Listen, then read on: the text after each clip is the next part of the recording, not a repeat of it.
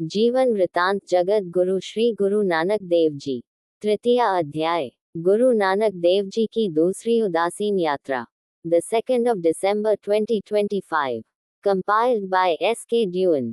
इस अध्याय में 72 कथाएं हैं जो उनके जीवन से ली गई है। हर रोज कथाएं कर्म अनुसार पोस्ट होगी। आज कथा संख्या 41। प्रेम ही पूजा है, अनुराधापुरा, श्रीलंका। श्री गुरु नानक देव जी त्रिकोमली से अनुराधापुरा पहुंचे। ये स्थान भी श्रीलंका के उत्तरी क्षेत्र में केंद्र बिंदु है। वहां से ज्ञान गोष्ठी के लिए गुरुदेव को पहले भी निमंत्रण मिल चुके थे, परंतु उन्होंने वह स्वीकार नहीं किए थे। उनके अनुसार उसका निर्णय तर्कों के आधार पर हो, जबकि विपक्षी दल चाहता था कि उस बात का निर्णय बहुमत के बल पर होना चाहिए। जब आप वहां पर अपने कार्यक्रम अनुसार पहुंचे तो आपको मिलने के लिए अनेक लोग जिज्ञासावश पहुंचे कि देखें वह कौन सा महापुरुष है जिसने राजा शिवनाभी को अपना अनुयायी बना लिया है। अतः गुरुदेव सभी से बहुत स्नेह से मिलते तथा उनकी शंकाओं का निराकरण करते। इस प्रकार वहां पर एक प्रश्न उभरा कि प्रभु दिव्य ज्योति के दर्शन साकार रूप में या निराकार रूप में होने चाहिए और मानव का कल्याण किस रूप में संभव है। इसके उत्तर में गुरुदेव ने स्पष्ट किया, अधिकांश लोग साकार उपासना पहले से ही करते हैं, जिसमें व्यक्ति बिना कारण बच्चों जैसे झमेले में उलझ कर रह जाता है। कभी मूर्ति को नहलाओ, कभी खिलाओ, कभी सुलाओ इत्यादि।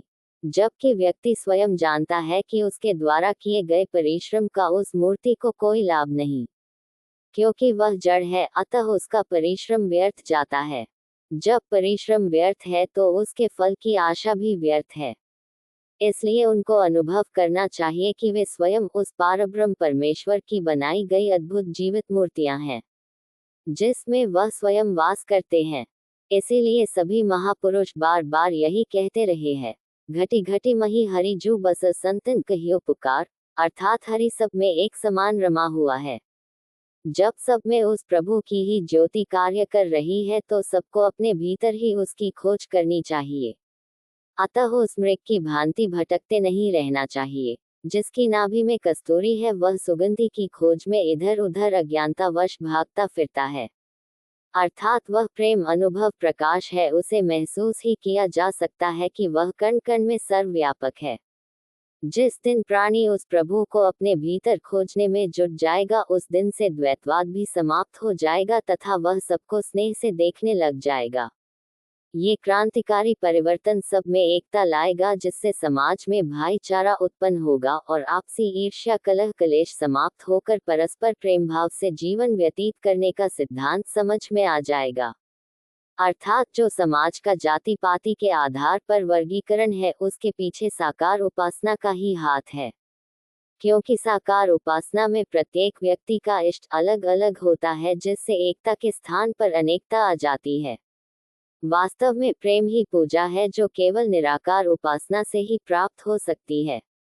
एको एको कहे सबू कोई हऊ में गर्भो व्यापई, अंतरी बाहरी एको पछाने एव घरू महलू सित्रापई, प्रभु नेड़े हरि दूरी न जानहु एको सृष्टि सबाई, एक कारू अवरु नहीं दूजा नानक एक समाई। 5। श्री वाहे गुरु जी का खालसा, श्री वाहे गुरु जी की फतह। अगले पाठ कथा 42। दिव्य ज्योति की उपासना ही सर्वोत्तम। रामेश्वरम, तमिलनाडु। बोलो जयकारा बोल मेरे श्री गुरु महाराज जी की जय। Compiled bye S.K. ड्यून।